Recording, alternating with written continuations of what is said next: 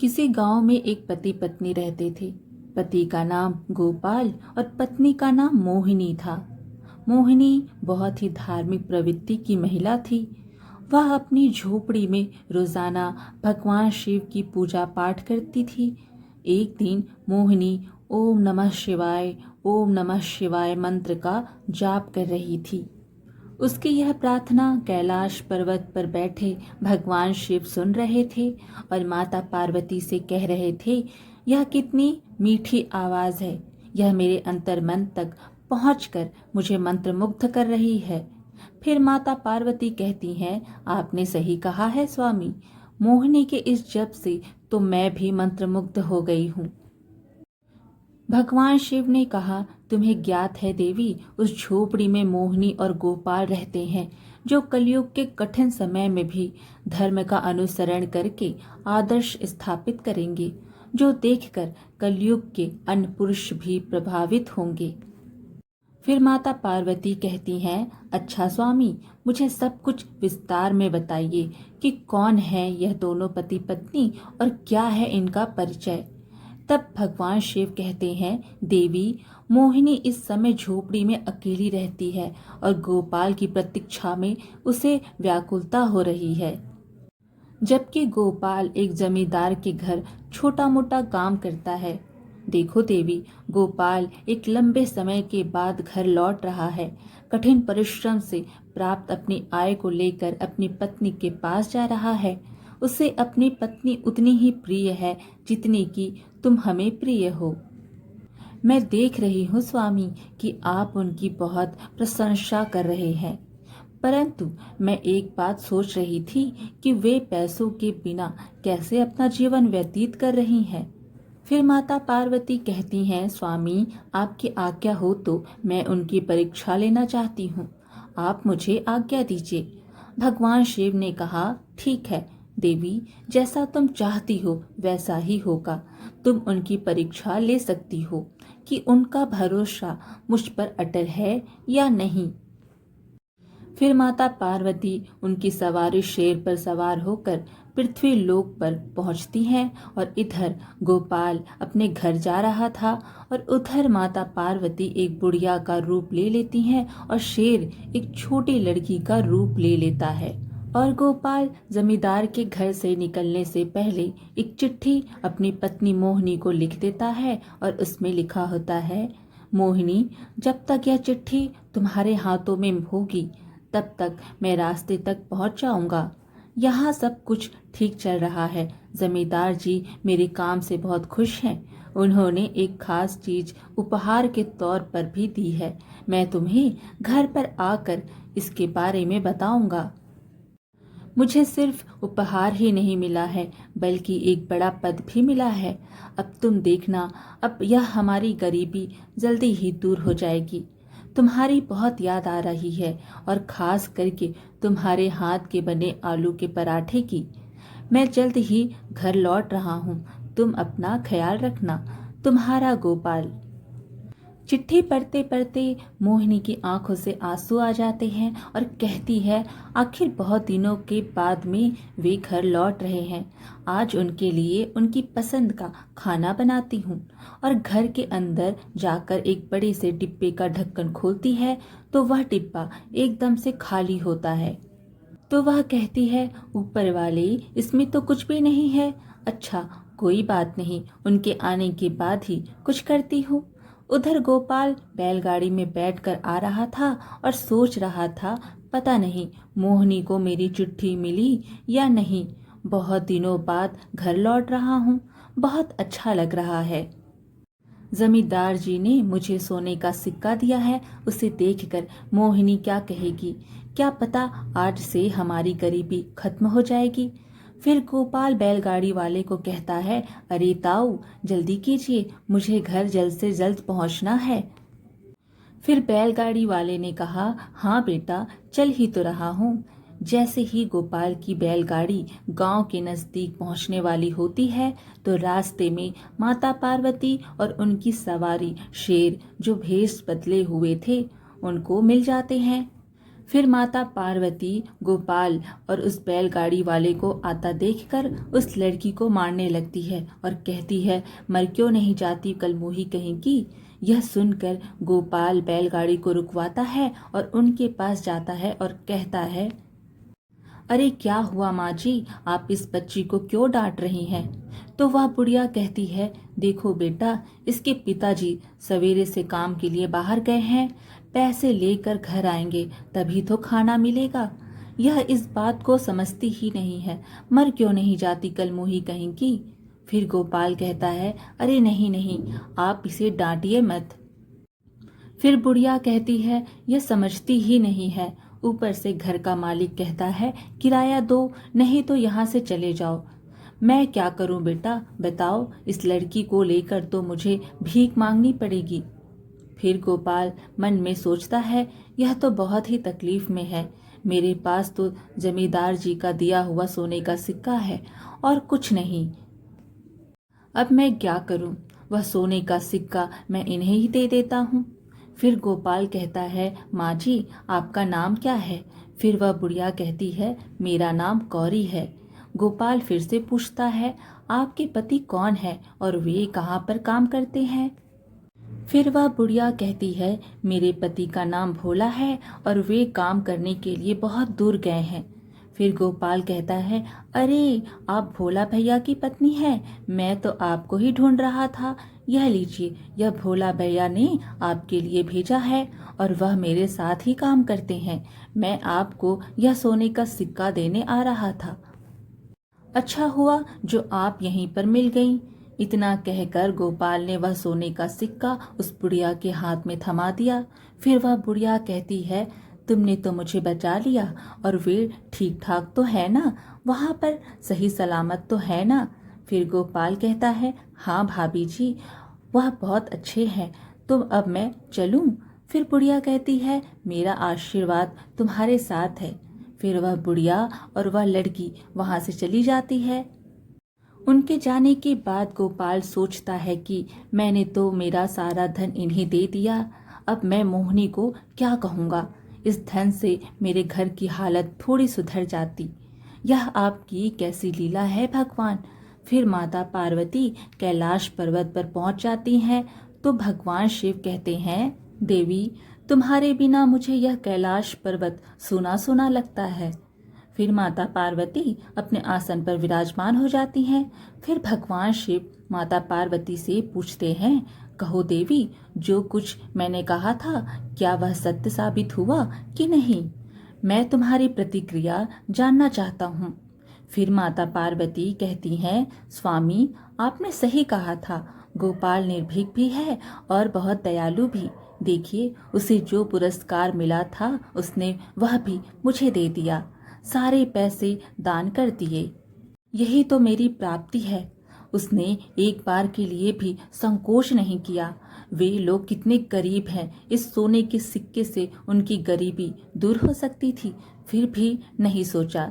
भगवान शिव कहते हैं, तुम सत्य कहती हो देवी, अभी भी उस दंपत्ति के मन में दुख और व्यथा अवश्य है। माता पार्वती पूछती हैं, स्वामी, आप ऐसा क्यों कह रहे हैं। अभी भी उनके मन में दुख है, वो तो परीक्षा में उत्तीर्ण हुआ है, फिर ऐसा क्यों है। भगवान शिव कहते हैं, जानती हो देवी, उन दोनों का मन स्वर्ण का है। उनको जितना तपाएंगे उनकी मनुष्यता उतनी ही निखर कर सामने आएगी और पवित्र हो जाएंगे यह दोनों दंपत्ति। किंतु इस बार उनकी परीक्षा मैं स्वयं लूंगा। यदि वे मेरे द्वारा ली हुई परीक्षा में उत्तीर्ण हो जाते हैं तो इस असत्य के संसार में सदा सदा के लिए सत्यता की स्थापना हो जाएगी। उधर गोपाल को घर पहुंचने में थोड़ी देर हो जाती है तो उसकी पत्नी अपने घर में बने मंदिर में हाथ जोड़कर प्रार्थना करती है, हे भोलेनाथ, मेरे पति बस अच्छी तरह से घर लौट आए। मैं इतना ही चाहती हूँ, उनका ख्याल रखना। तभी घर के बाहर से आवाज आती है, मोहिनी, मोहिनी, दरवाजा खोलो, मैं आ गया हूँ। फिर मोहिनी कहती है, ऊपर वाले, सचमुच आप हमारे सहायक हैं। बस मैं आपसे प्रार्थना कर ही रही थी और आपने उन्हें सही सलामत घर पर भेज दिया। फिर वह दरवाज़ा खोलती है और कहती है, आ गए आप, अंदर आइए। फिर गोपाल घर के अंदर आता है और कहता है, क्या हुआ, तुम तो बहुत दुबली हो गई हो। फिर मोहिनी कहती है, आपने चिट्ठी में लिखा था ना कि आपकी तरक्की हुई है और जमींदार जी ने आपको उपहार भी दिया है। अब आप मुझे बहुत सारा खाना खिलाएंगे और फिर से मैं मोटी हो जाऊंगी। यह कहकर वह हंसने लगती है। फिर मोहिनी कहती है, क्या हुआ, आप चुपचाप और उदास क्यों हैं। गोपाल कहता है, अब मैं तुम्हें क्या बताऊं, मैं सब कुछ लेकर घर आ रहा था, लेकिन गांव के बाहर एक बुढ़िया और एक छोटी सी लड़की मिल गई। उनकी हालत हमारे से कई गुना ज्यादा खराब थी, इसलिए वह उपहार और सारे पैसे मैंने उनको दे दिए। मोहिनी ने कहा, इसमें उदास होने की क्या बात है। गोपाल ने कहा, मैं इतना गरीब हूँ कि मैं तुम्हें 2 वक्त का खाना भी नहीं खिला सकता। मोहिनी कहती है, मैं यहाँ पर बहुत अच्छे से रह रही हूँ और वैसे भी अच्छे खाने पीने से ज्यादा कीमती है आपका मन। आप बहुत दयालु हैं, सच कह रही हूँ, मुझे इसके अलावा और कुछ नहीं चाहिए। गोपाल कहता है, मैं तो घर खाली हाथ आया हूँ। मोहिनी ने कहा, आप जो दान करके आए हैं उसके लिए आप दुखी मत होइए। सच कह रही हूँ, आप पर मुझे गर्व है, आपने बहुत अच्छा काम किया है। गोपाल कहता है, लेकिन अब मैं क्या करूं, घर का खर्च कैसे चलाऊं। तो मोहिनी ने कहा, आप एक काम कीजिए, सामने वाली जमीन खाली पड़ी है, वहां पर खेती कर लीजिए। गोपाल कहता है, तुम ठीक कह रही हो मोहिनी, अब मैं खेती बाड़ी करूंगा। अगर हमारा मन साफ है तो ऊपर वाला हमारी जरूर सुनेगा। मोहिनी कहती है, चलो आज खाने का बंदोबस्त तो हो जाएगा, मैं पड़ोसन से लेकर आई हूँ, आप बिल्कुल चिंता मत कीजिए। फिर अगले दिन गोपाल सामने वाली जमीन को फावड़े से खोदने लगता है और उस जमीन को खोदकर खेती योग्य बना देता है और उसमें गेहूं की खेती करता है और गेहूं की फसल अच्छे से उग जाती है और बड़ी भी हो जाती है। बस अब उसमें धान आने वाला होता है।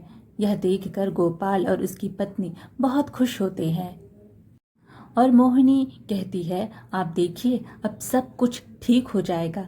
तभी अचानक एक दिन मूसलाधार बारिश आती है और उसके साथ जोरदार तूफान भी आता है।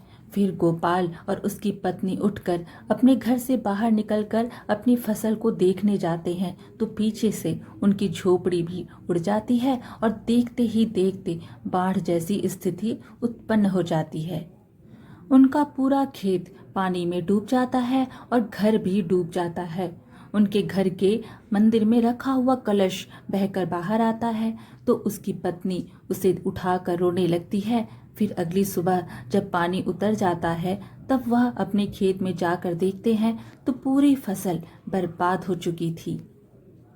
घर पूरा पानी में डूबकर टूट गया था। फिर गोपाल कहता है, हे भगवान, तुम किस जन्म की परीक्षा ले रहे हो, अब हम क्या करेंगे। यह कहकर गोपाल फूट फूट कर रोने लगता है। फिर मोहिनी कहती है, बस कीजिए, आप रोइए मत, ऊपर वाला हमारी परीक्षा ले रहा है। आप देखिए सब कुछ पहले की तरह ठीक ठाक हो जाएगा। उधर माता पार्वती भगवान शिव से कहती हैं, स्वामी आप उन पर दया कीजिए, उनकी और परीक्षा मत लीजिए, वे लोग बहुत गरीब हैं, मैं उनका और कष्ट नहीं देख सकती। भगवान शिव कहते हैं, स्वयं का धर्म और कर्म यही उनके सपनों को साकार करता है, इसके लिए और कुछ नहीं चाहिए। बात को समझो देवी, चारों तरफ अंधकार छाया हुआ है, इस अंधकार की भूख से ही सूर्य का उदय होता है।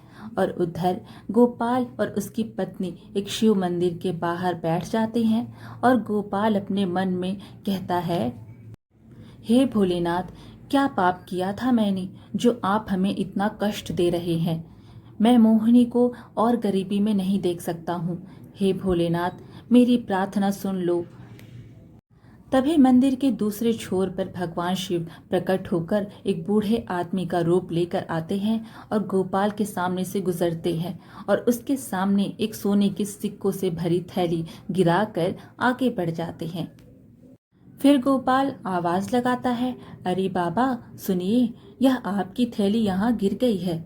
फिर भी वो बाबा नहीं सुनते हैं तो गोपाल उठकर उनके पीछे जाता है और उन्हें कहता है, अरे बाबा सुनिए, यहाँ आपकी थैली गिर गई है।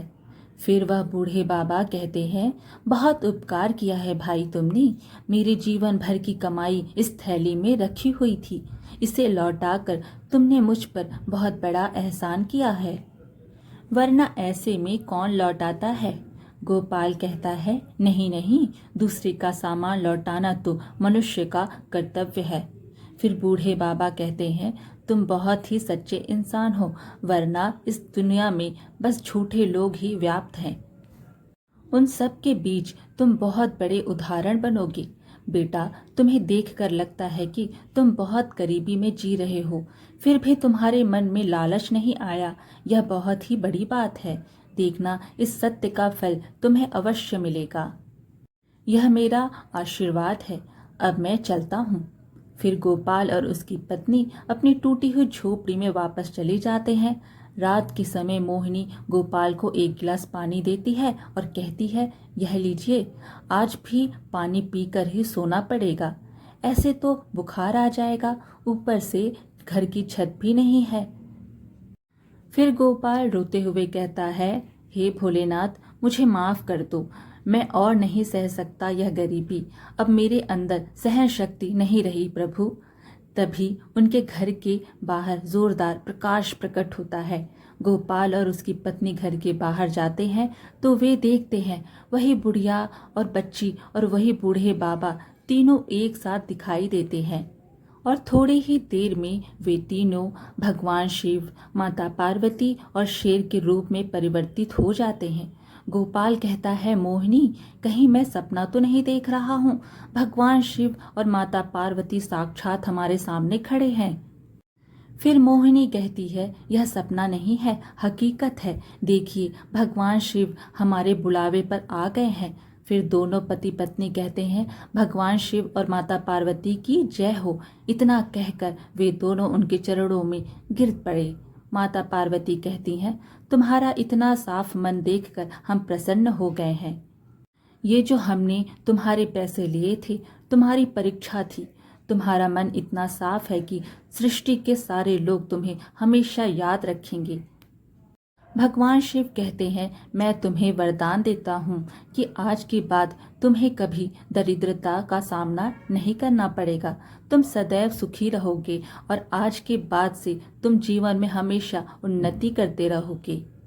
फिर गोपाल कहता है, आपकी कृपा दृष्टि हमेशा हम पर बनी रहे। जिंदगी में जितनी भी मुश्किलें आए, हम सदैव केवल सही राह पर ही चले। ऐसा आशीर्वाद हमें दीजिए प्रभु। भगवान शिव और माता पार्वती ने कहा, तथास्तु, और यह कहकर वे अंतर्ध्यान हो गए। अब गोपाल और उसकी पत्नी दोनों वापस घर में जाते हैं तो देखते हैं वे दोनों थैलियां उनके घर में पड़ी हुई थी। एक थैली तो वह थी जो गोपाल को जमींदार ने दी थी और दूसरी थैली वह थी जो उस बूढ़े बाबा की सोने के सिक्कों से भरी हुई थी। अब उस धन से वे दोनों पति पत्नी हंसी खुशी रहने लगे और उनका गुजारा भी अच्छे से होने लगता है। आज की कथा यहीं पर समाप्त हुई। फिर मिलेंगे एक और धार्मिक कथा के साथ। वीडियो पसंद आए तो लाइक शेयर ज़रूर करें और धार्मिक कथाएं सुनने के लिए हमारे चैनल को सब्सक्राइब कर लीजिए। धन्यवाद।